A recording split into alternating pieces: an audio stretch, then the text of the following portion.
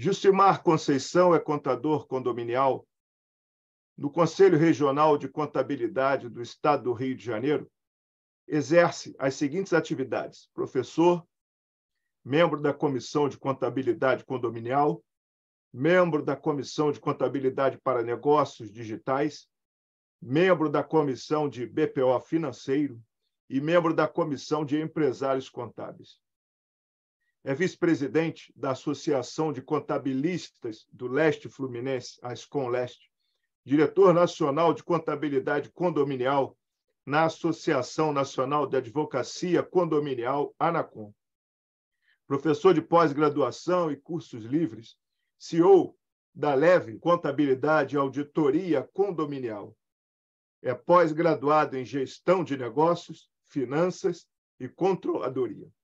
Com essa breve apresentação, passo a palavra ao estimado palestrante. Muito obrigado, companheiro. Muito obrigado a todos presentes. Agradeço ao convite da companheira Zélia por me permitir falar desse assunto, que é um assunto muito importante não só para o microempreendedor individual, mas para toda a sociedade. Certamente, nós conhecemos um microempreendedor individual, uma pessoa que começa com sonhos e que esses sonhos podem acabar com uma simples fiscalização. Então, nós estamos aqui tentando passar de forma educativa essas informações aqui, que é de contabilidade, tributário. Então, agradeço muito a oportunidade de estar aqui falando com amigos do Rotary. Agradeço em especial ao Marcelo Deodoro e a Zélia. A minha apresentação vai acontecer com a minha tela compartilhada, para a gente acompanhar o raciocínio. Quando a Zélia me pergunta se eu posso falar sobre MEI e Pix, ela me pede também um título. E aí, a gente está aqui nesse ano de 2023 com muitas novidades na área do microempreendedor individual. Na segunda-feira, eu tive a oportunidade de estar com o companheiro Tiago da Silva, em um podcast pelo CRC, onde a gente falou de outros pontos. Aqui eu vou ser mais direto. Aqui eu vou falar diretamente do Pix e o MEI. E, naturalmente, o título, quando a Zélia me pergunta, eu nem demoro. É esse aqui, Prenúncio de Confusão. E eu vou explicar aqui para vocês o porquê. Como fui apresentado, eu sou Jucimar Conceição, todos aqueles títulos, mas, na verdade, pessoal, eu sou um contador blogueiro. Eu gosto que me sigam nas redes sociais e no canal no YouTube. Então, as apresentações formais foram feitas, mas os meus canais no Instagram, quem puder me seguir lá, Jucimar Conceição Contador, e no YouTube, Professor Jucimar Conceição, ficarei muito feliz, porque lá também entrego muito conteúdo legal. Bem, começo com essa notícia aqui, tá, pessoal? MEIs são 7 a cada 10 empresas criadas no país. Isso foi um levantamento em abril, que saiu agora no dia 27 de julho. Então, é um levantamento mais recente, consolidando todas as empresas no Brasil. 7 a cada 10 empresas são criadas no país. E aí, abrindo mais esses números, a gente encontra esses aqui, 75,4. Então, é um pouco mais de 7 empresas, um pouco mais de 7 CNPJs a cada 10 são de negócios novos. É um indicador de nascimento do SEBRAE, que trouxe em abril os números de legalização somente no mês de abril, 298.898 negócios abertos. Desses, 225 mil, um pouco mais, eram MEIs. Então, olha só que números impressionantes. Hoje, nós temos 29 milhões de CNPJs ativos. Então, nós temos muitos CNPJs MEIs para cuidar. A título de comparação, no fim de 2022, a gente tinha em torno de 20 milhões de CNPJs ativos. Naquela época, 73,4 eram MEIs. Então, a gente ainda um crescimento maior. Esse crescimento se dá pelo desemprego, pelo incentivo à utilização do benefício MEI no geral. A figura do MEI surgiu em 2008, com a Lei 128, que visava buscar a formalização dos trabalhadores que atuavam até então. Esses que desempenhavam diversas atividades sem nenhum amparo legal ou segurança jurídica. Ali a gente encontrava o ambulante, a costureira, o padeiro, essas profissões que naturalmente não se preocupavam em estar amparado juridicamente. Quem quiser saber mais sobre o que é o MEI, aqui esse material, quem quiser, eu vou entregar esse material aqui naturalmente para quem solicitar, mas vou dar prioridade para aquela turma que me seguir lá no Instagram, me pede lá no Instagram que eu cedo. Por quê? Esse material tem muitos links, e aí o que é o MEI está no link do Sebrae com informações muito mais detalhadas. Tá? Mas o nosso ponto é o seguinte, fazer uma breve compreensão do que é uma PJ para chegar ao microempreendedor individual, primeiramente. Bem, quando eu falo de PJ, quando eu falo de empresa, eu tenho que classificar essa pessoa jurídica, primeiramente, com seu tipo jurídico. Também posso classificar essa pessoa jurídica pelo seu porte e, naturalmente, pela sua tributação. Tributação que significa como vai ser a forma que essa pessoa jurídica vai pagar os seus tributos. E aí nós temos suas subclassificações. Tipo jurídico, a sociedade empresária limitada, a famosa LTDA, é um tipo jurídico. O empresário individual, aquele que trabalha sozinho, é um tipo jurídico. As sociedades anônimas são também tipo jurídico, assim como associações, cooperativas.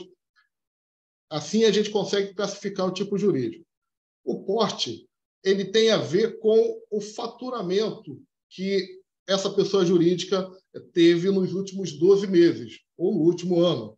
Nós temos as microempresas que têm um faturamento até 360 mil no ano, as empresas de pequeno porte que têm um faturamento acima de 360 e vai até 4 milhões e 800, e as grandes empresas faturam mais que 4 milhões e 800 ano. Falando de tributação, nós temos o tipo de tributação chamado lucro real, que é uma forma de calcular os impostos baseado, o nome já diz, no resultado efetivamente encontrado. Por exemplo, se a gente teve um faturamento de 100 milhões vai ser a base de cálculo do imposto de renda, e aí, em cima dos 100 milhões, esse é o cálculo, o lucro, na verdade, né? O resultado positivo vai ser em cima desses 100 milhões.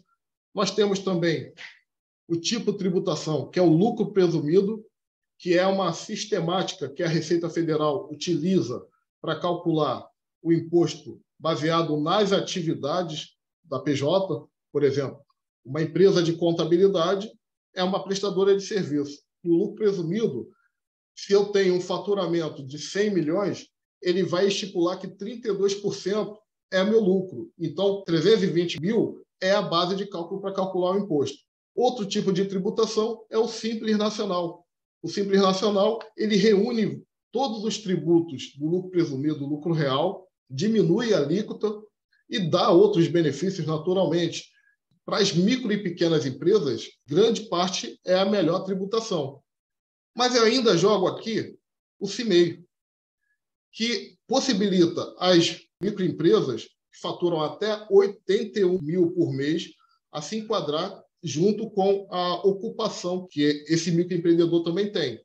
Então, eu citei aqui a costureira, o ambulante, o palhaço, o músico, o professor independente. Essas pessoas podem ser MEI desde que elas também tenham faturamento até 81 mil por ano. Basicamente, eu posso dizer que um MEI é um empresário individual, tipo jurídico, é um empresário individual que tem como porte microempresa, que é tributado no CIMEI. Então, basicamente, eu posso desenhar dessa forma: o empresário individual, que é uma microempresa tributada no CIMEI. E aí, isso tudo, pessoal, para dizer o seguinte: o MEI nada mais é do que uma pessoa jurídica constituída com o melhor benefício fiscal. Então, guardem isso aqui, benefício fiscal. Porque se a gente volta aqui, a empresa do lucro real, ela tem uma carga tributária muito grande, a do lucro real, do lucro presumido. A do Simples Nacional reduz. E do CIMEI, os microempreendedores individuais, então a alíquota é bem menor. Então é importante a gente entender isso. Benefício fiscal. Beleza, dei uma explicação sobre o que é MEI. Resumindo, microempreendedor individual, a gente brinca muito, é um autônomo com CNPJ, tá? Que pode faturar de forma anual até 81 mil. Aí a gente sempre fala ali que a média é de 6.750, que se enquadra em mais de 480 atividades permitidas. e na sua Constituição esse MEI pode ter uma atividade principal com até 15 atividades secundárias. Pessoal, quando a gente fala de MEI, o MEI ele tem 3 obrigações básicas. Uma que é pagar a taxa, né? O benefício vem, mas tem também uma taxinha para pagar, que hoje está aí em torno de R$70. Outra é fazer a declaração anual. Pagar a taxa, fazer a declaração anual, permite que, para a Receita Federal, o CNPJ continue ativo. Se deixar de fazer esses dois de forma isolada ou em conjunto por 2 anos ou mais, o CNPJ fica suspenso. Mas uma terceira obrigação que o pessoal, muita gente não se liga, é essa aqui: controlar as receitas e despesas. E aqui eu sublinho, deixo o negrito, receitas, porque esse é o foco do nosso bate-papo. Por quê? Desde 2009, quando o MEI efetivamente começou a ser utilizado, eu percebo uma má utilização desse benefício. A minha empresa, meu escritório de contabilidade, começou lá em 2010 como MEI, quando o contador era permitido ser MEI. E seguir naturalmente conforme a regra permitia. Mas muita gente utiliza o MEI de forma equivocada e, assim, diversos motivos. Um dos motivos é essa aqui que eu já ouvi bastante. Eu abri o MEI só para ter CNPJ. Eu acho essa muito engraçada. Abri o MEI só para ter CNPJ. Outras abrem o MEI só para ter o plano de saúde. E vou falar um negócio: os corretores que estiverem na sala não briguem comigo, não. Mas, sinceramente, o plano de saúde MEI, como corretor, geralmente não dá aquele benefício todo. Financeiramente, geralmente é mais barato. Mas você vai ver ao longo, não é a mesma coisa. Essa má utilização é bem interessante. Obtenção para créditos e financiamentos. Eu lembrei do meu barbeiro que, ao invés de seguir, é o meu amigo também, ao invés de seguir o amigo contador, ele preferiu dar os dados dele para um corretor para ele poder financiar um imóvel. No final das contas, ele não conseguiu o financiamento, o MEI está aberto com uma dívida enorme. Eu não sabia e ele só foi me contar 2 anos depois. Esse aqui, eu vi que o Sérgio e o Thiago estão na área, são da área condominial, são auditores e eles sabem. Muitas pessoas utilizam o MEI para dar de jeitinho, né?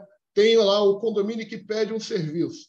E aí o cara emite a nota fiscal como MEI quando não poderia ser. E aí ele utiliza, na má compreensão do que é o MEI, nesse caso. Então, muita gente utiliza o MEI de forma equivocada assim também. Divisão de receita para o mesmo negócio.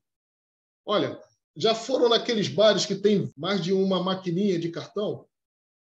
Geralmente o bar é do seu Zé, mas aí tem a maquininha que passa o cartão Dona Maria. O cara já sabe que estourou o limite do MEI, mas agora ele está colocando na conta da esposa também. Agora, a má utilização que tem a ver com esse ponto é faturar acima do limite. E aí, pessoal, não tem jeito. A nossa querida Receita Federal, a nossa sócia maior, está de olho. E assim, muita gente tem medo da Receita Federal e até atua da forma como está o camarada aqui na imagem. Mas, sinceramente, em relação ao MEI, está mais para isso aqui, ó. O leão, ele sabe que vai chegar a hora, ele não assusta tanto o contribuinte, mas ele tem todo o poder para, quando chegar, levar tudo que esse cara tem. E por que eu falo isso? Isso aqui é uma imagem, claro que eu nunca entrei lá para confirmar se é assim mesmo, mas essa aqui é uma imagem do T-Rex. O T-Rex é o supercomputador da Receita Federal que possibilita o cruzamento de todos os dados de forma simples, facilitando a fiscalização e prevenindo casos de sonegação, fraude ou recolhimento a menos de tributos. Por que eu estou falando disso? Porque a gente tem 75% de CNPJs ativos, desses utilizando o melhor benefício fiscal, e, naturalmente, existe evasão de receita aí, existe sonegação, existe fraude. Então, a Receita Federal, a cada dia, trabalha para melhorar os controles de fiscalização para aumentar a arrecadação. E, para quem não sabe, eu pego essa imagem aqui, que é até antiga, mas retrata exatamente a figura do T-Rex. O T-Rex ele vai recebendo informações de todos os lados. Agora mesmo a gente recebeu a notícia em relação ao COAF, sem entrar no mérito político, que o presidente recebeu 17 milhões de reais. 17 milhões de reais durante o ano. Mas não é só a COAF que informa para a Receita Federal. Os bancos, o Detran, as empresas em geral com diversas obrigações acessórias, as administradoras de cartões, imobiliárias, as clínicas, os hospitais, todo mundo informa para o T-Rex. E por isso que muita gente cai na malha. Agora mesmo, essa semana mesmo, eu recebi o contato de 2 pessoas que caíram na malha. Por quê? O T-Rex está trabalhando. Só que o seguinte, pessoal, a Receita Federal sempre incentivou o microempreendedor individual a trabalhar. A fiscalização no MEI começa efetivamente há 4 anos atrás. Até 4 anos atrás, até 5 anos atrás, o cara abria o MEI, não pagava nada, baixava e não acontecia nada. Agora não. Quando o CNPJ é baixado, a dívida que eventualmente aconteça vai para o CPF do titular desse MEI. Mas, junto a isso, a gente vê a Receita Federal incentivando cada vez mais. Olha essa aqui. Pessoas físicas e microempreendedor não poderão ser cobrados pelo uso do Pix, incentivando o Pix. Resolução proíbe que instituições financeiras cobrem esses clientes por operações de transferência. Por quê? A Caixa Econômica e o Banco do Brasil anunciaram que iam cobrar das PJs cada transação Pix. Depois a Caixa voltou atrás. Mas MEI e pessoa física não vão ser cobrados. Então, está incentivando a utilização. Outro incentivo. MEI e empresários do Simples Nacional já podem indicar o Pix como forma de recebimento de restituição. Quer dizer, quem paga imposto aqui federal já recebeu a guia do DARF com o código, QR Code lá. A Receita Federal é tecnológica, está recebendo Pix. Mas ela também está restituindo. Se por acaso esse MEI pagar em duplicidade, pode indicar a chave Pix para poder receber. Então, tá, a própria Receita Federal está incentivando o uso do Pix. E se a gente tem esses incentivos, começa a aparecer os dados. Olha isso aqui. Mais da metade dos MEIs recebem pagamentos via Pix. Nova edição de pesquisa Pulso, realizada pelo Sebrae e IBGE, mostra que essa modalidade também é a principal forma de recebimento entre as micro e pequenas empresas. Então, tá a Receita Federal incentivando o uso do Pix. Incentiva, incentiva, incentiva. E aí, pessoal, vem a cobrança. O governo vai fiscalizar Pix para MEI e empresas do Simples Nacional. Mas detalhe, essa notícia não é nova. Essa notícia é de setembro de 2022. Essa notícia vem junto com uma norma também aqui no estado do Rio, onde a movimentação financeira deve ser comunicada também para a Fazenda Estadual. A Fazenda Estadual cuida do imposto chamado ICMS, que é o Imposto das Vendas.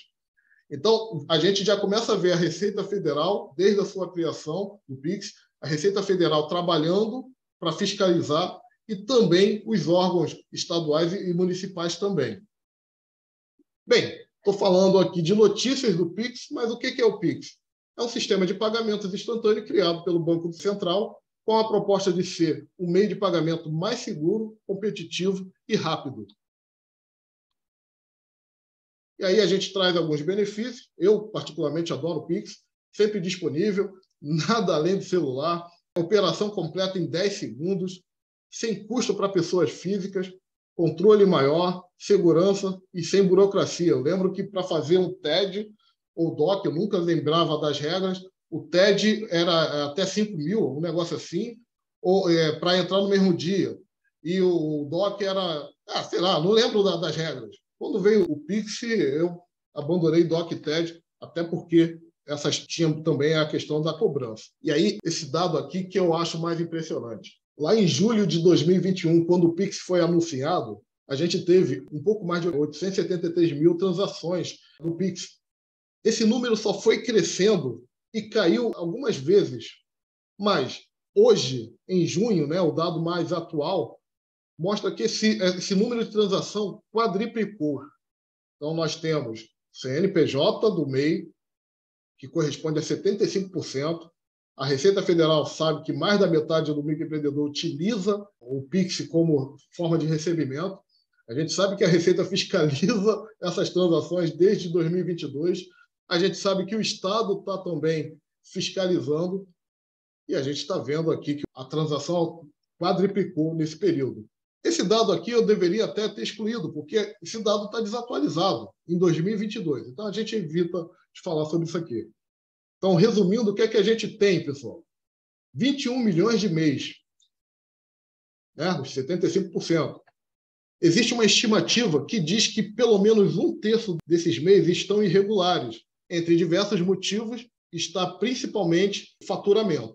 Nós temos, então, a Receita Federal tendo cada vez mais a necessidade de fiscalização, porque a gente vê aí muita gente de forma irregular, muito meio de forma irregular, que poderia estar contribuindo aos cofres públicos. E, naturalmente, o incentivo ao PIX que eu falei até agora. O que nós temos, então? Confusão. Porque esse microempreendedor individual, ele não está enxergando, ele não está percebendo que ele está entrando num buraco. Eu sempre falo, eu moro em Niterói e para vir para o centro, eu passo pela Alameda São Boaventura e tinha uma padaria chamada Padaria Sonho Realizado. Esse nome era forte, né? E para mim mostrava que era um sonho da família ou de alguém.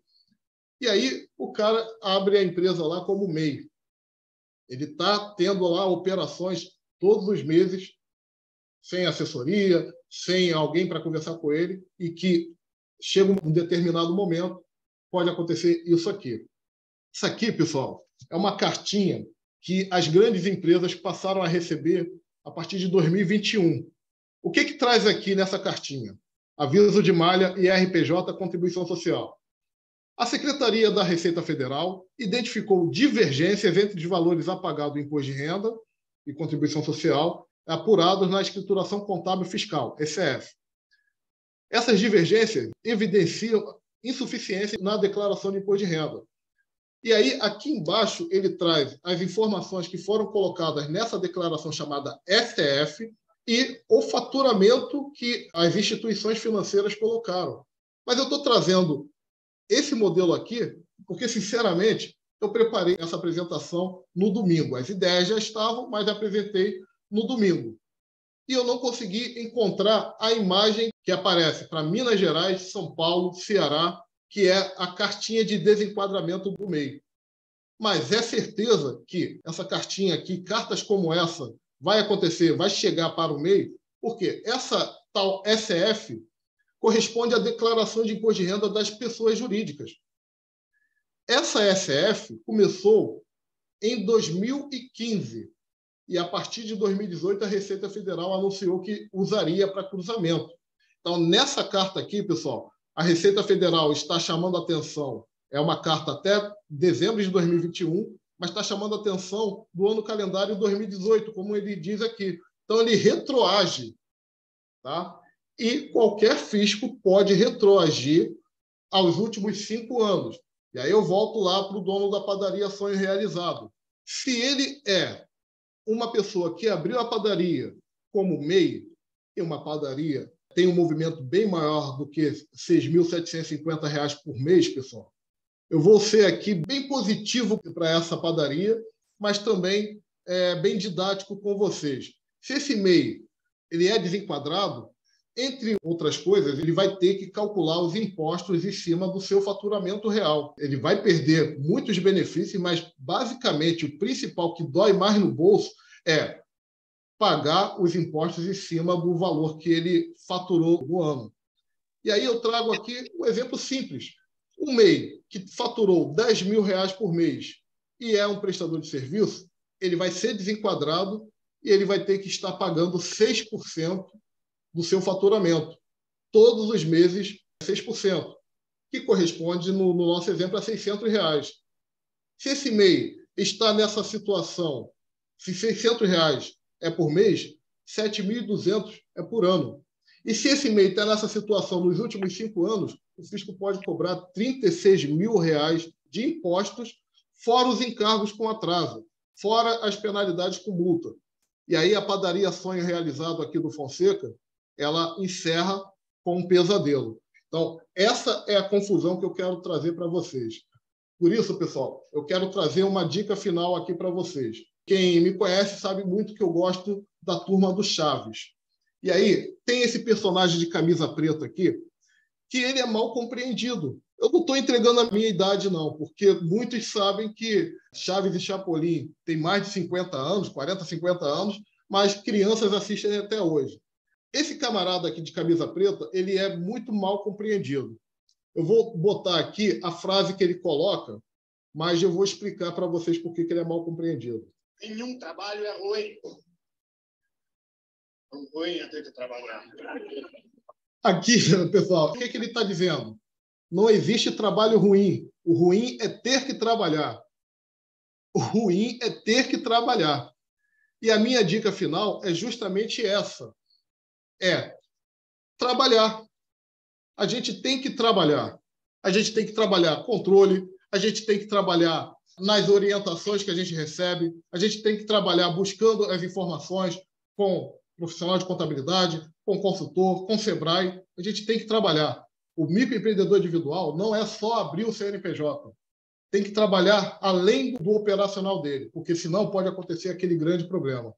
Então, por isso, pessoal, eu encerro aqui agradecendo mais uma vez a oportunidade, pedindo aqui para me seguirem nas redes, Gilcimar Conceição Contador no Instagram e também professor Gilcimar Conceição. E quem quiser entrar em contato comigo, meu contato está aqui também e agradeço mais uma vez a oportunidade. Obrigado, companheiro Gilcimar. Receba os aplausos merecidamente, né? É um assunto muito importante que foi apresentado na data de hoje. Eu também faço parte de uma ONG, né? E é tão importante quanto a gente abrir um documento, né? A gente acompanhar e saber nossos deveres e direitos, né? Muitos só querem os direitos, mas a gente tem que saber os deveres, porque muitas das vezes, quando a gente não presta uma declaração, a gente, na verdade, não está sendo punido. Existe uma multa. E se você não honra o seu compromisso, nada mais justo que você seja punido da seguinte forma. O documento está lá bem escrito. Você tem um tempo hábil para declarar. Você não declara, você vai ser devidamente responsabilizado. Eu agora vou pedir ao nosso nobre companheiro, diretor de protocolo tácito, que modere 3 intervenções e, ao final, devolva a palavra para mim. Obrigado, presidente. Parabéns, companheiro Gilcimar. Os companheiros, nós temos aqui alguns minutos para que a gente possa fazer uma interação com o companheiro Gilcimar. E quem quiser fazer uso da palavra, por favor, levante a mão através da ferramenta Reações aqui do Zoom, ou então faça algum contato de mão no vídeo que eu possa observar. Companheiro Tiago, por favor, pode fazer uso da palavra. Boa tarde a todos, boa tarde, presidente. Queria utilizar a palavra para agradecer aí esse conteúdo que o Gilcimar está passando aí para todos. É sempre importante essa informação sempre atualizada. A gente acompanha o Gilcimar na comissão que a gente faz parte, no ciclo de condomínios, né, que é um mundo gigante aí também, e com certeza também teríamos mais tempo aí para falar sobre isso aí no futuro. Mas agradecer, justamente, vi que o pessoal comentou bastante aí sobre a questão de impostos. Isso é algo que traz muita dúvida ainda para o pessoal, né? Justamente porque a nossa carga tributária ela é considerada muito elevada, né? Então é importante todo mundo entender como é que funciona esse sistema tributário brasileiro aí. E basicamente isso, Gilcimar. Eu queria novamente agradecer, falar para o pessoal seguir o Gilcimar, tem conteúdo todo dia novo lá, vários cursos. Então é importante, você mesmo, Marcelo, acompanha o Gilcimar também pode te auxiliar naquela questão da ONG lá, tá bom? Valeu, Gilcimar.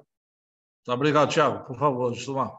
Eu que agradeço, Tiago. Você é um parceiro seu. Eu aprendo bastante na área condominial. Vocês podem ter certeza que o Tiago, o Sérgio são pessoas que me ajudam diretamente, não é indiretamente, diretamente no dia a dia. Então, a gente acaba falando a linguagem do povo, trazendo o que eles trazem e colocando nas nossas redes. Eu agradeço muito a oportunidade mesmo de estar aqui com vocês falando sobre esse tema. Companheiro Fernando Quintela, por favor. Boa tarde a todos. Parabéns pela excelente palestra, Gilcimar. Você transformou um assunto que é muito complexo em algo fácil de se entender. A minha pergunta é como você lida com aquele cliente refratário que sempre tem um questionamento às leis que você explica tão bem? Deve acontecer. Todo dia, diariamente. Eu acho que todo minuto. Olha só, eu sou uma pessoa muito calma, mas também eu sou muito direto. Às vezes até faço de tudo para mostrar de forma clara, direta, objetiva, que se pode, pode, se não pode, não pode. A legislação é clara. Só que esse cliente que ele não quer se adequar, ele sabe que ao redor dele ninguém foi punido.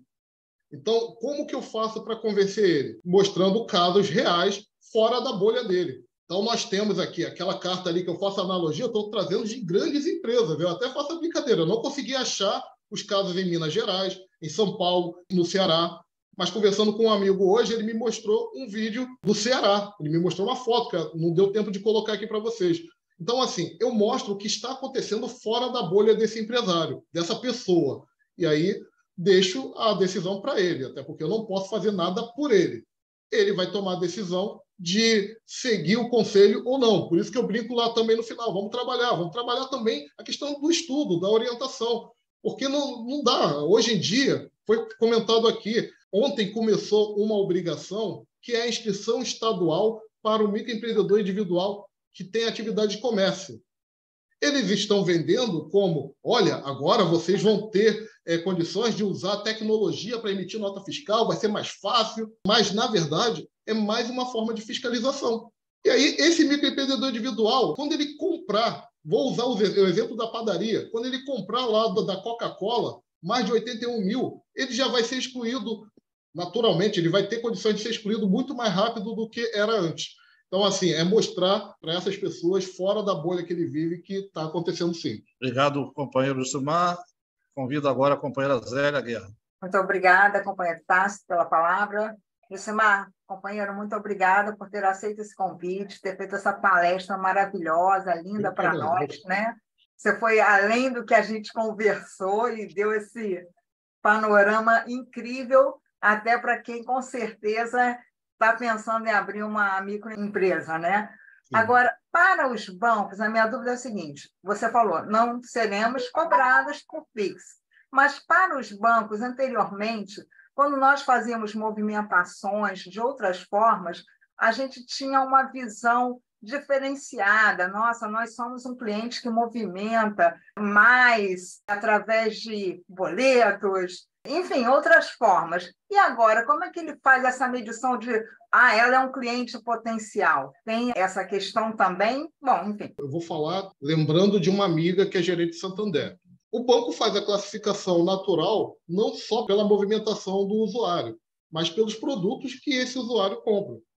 Então, se ele gosta lá do título de capitalização, tem uma pontuação. Se ele faz investimento, tem uma outra pontuação. Então, não só a movimentação. Eu só reforço o seguinte: lembrem do CPMF.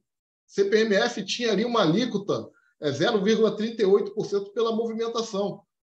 O governo brigou para não excluir o CPMF, que era provisório, depois virou permanente, porque ali eles tinham como controlar o faturamento, ou pelo menos estimar o faturamento das empresas, das pessoas, né? Pessoas jurídicas e físicas. Essa movimentação que eu estou trazendo aqui basicamente serve para controle, para classificar esse usuário do banco, é a contratação de outros produtos, conforme essa minha amiga do Santander já me falou. Tá certo. Muito obrigada. Obrigado.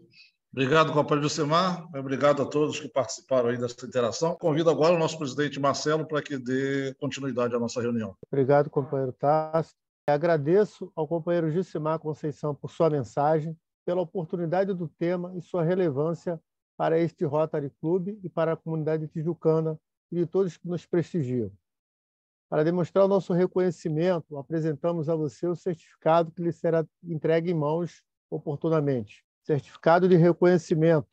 O Rotary Club do Rio de Janeiro, Tijuca, o Bom para Valer, tem a honra de outorgar esse certificado de reconhecimento a Gilcimar Conceição pela sua brilhante palestra sobre o tema Pix e MEI, prenúncio de confusão, quando compartilhou seu conhecimento e contribuiu de maneira decisiva para a construção de pontes de amizade e cooperação entre as pessoas. crie esperança no mundo. Rio de Janeiro, 2 de agosto de 2023, Marcelo Cláudio Nunes Deodoro, presidente. Obrigado. Agora, sugiro que o companheiro Gilcimar nos dirija suas palavras finais e fique conosco até o término da reunião. Reforçar o agradecimento aos companheiros pelas palavras aqui. Vou deixar meu contato, mas vou falar aqui, né, 21 98319 5284. Mas reforçar o agradecimento de estar falando com amigos sobre um tema que eu gosto, um tema que eu acho necessário que as pessoas entendam, porque nós conhecemos ou somos microempreendedores individuais. Conhecemos uma pessoa ou somos microempreendedores individuais. Então, é, de fato, muito importante esse tema. E eu agradeço mais uma vez a oportunidade de falar sobre isso aqui no Bom para Valer.